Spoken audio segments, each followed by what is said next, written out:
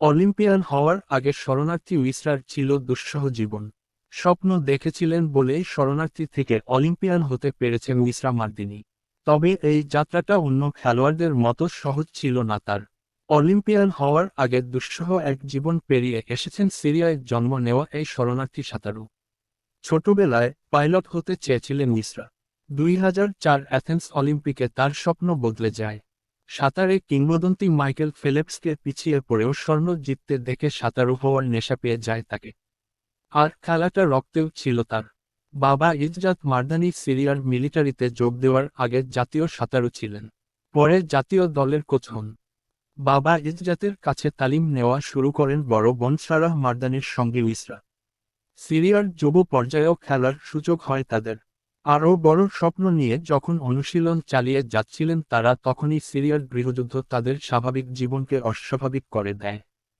2015 সালে মৃত্যুপুরী থেকে বাঁচতে তাই বাধ্য হয়ে কিশোর বয়সে অন্য দেশে আশ্রয় নিতে বাধ্য হন দুই বোন।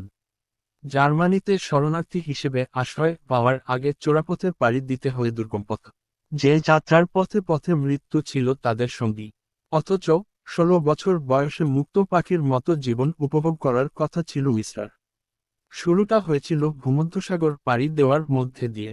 10 কিলোমিটারের পথ পাড়ি দেওয়ার কথা ছিল 45 মিনিটে।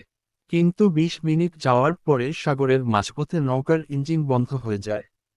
10 জনের নৌকায় 20 জন ঠাঁই নেওয়ায় ডুবে যাওয়ার আশঙ্কা তৈরি হয়। নৌকার ভারসাম্য বজায় রাখতে তাই অন্য 2-3 জন শরণার্থীর সঙ্গে পানিতে নেমে পড়েন দুই বোন। অলৌকিকভাবে কিছুক্ষণ পর নৌকার ইঞ্জিন চালু হলেও টানা 3 ঘন্টা সাঁতার কেটে পরে তীরে পৌঁছান তারা। এরপর লেবানন, তুরস্কের সীমান্ত পাড়ি দিয়ে জার্মানিতে পৌঁছান উইসরা ও সারাহ। জার্মানিতে আশ্রয় নেওয়ার পর নতুন করে স্বপ্ন বুনতে থাকেন দুই বোন। সেখানকার এক ক্লাবে অনুশীলন শুরু করে দেন তারা। তাদের সাঁতারের কৌশল দেখে মুগ্ধ হয়ে ক্লাবের ট্রেনার সভেন্স প্যানিক্রেভস স্বপ্ন পূরণে সহায়তা করেন দুই বোনকে। সেই স্বপ্ন পূরণ হয় 2016 রিও ডি জেনেরোয়। শরণার্থী হিসেবে অলিম্পিকে অংশ নেওয়ার সুযোগ পান উইসরা। সেবারই প্রথমবার অলিম্পিকে অংশ নেওয়ার সুযোগ পান শরণার্থীরা। 100 মিটার বাটারফ্লাইয়ে সবার শেষে শেষ করেন উইসরা। রিও ডি জেনেরো অলিম্পিকে তিনি সহ মোট 10 জন শরণার্থী অংশ নেন। 2020 টোকিও অলিম্পিকেও শরণার্থী দলের প্রতিনিধি ছিলেন। এবার ক্যারিয়ারে তৃতীয়বারের মতো প্যারিস অলিম্পিকে নামবেন।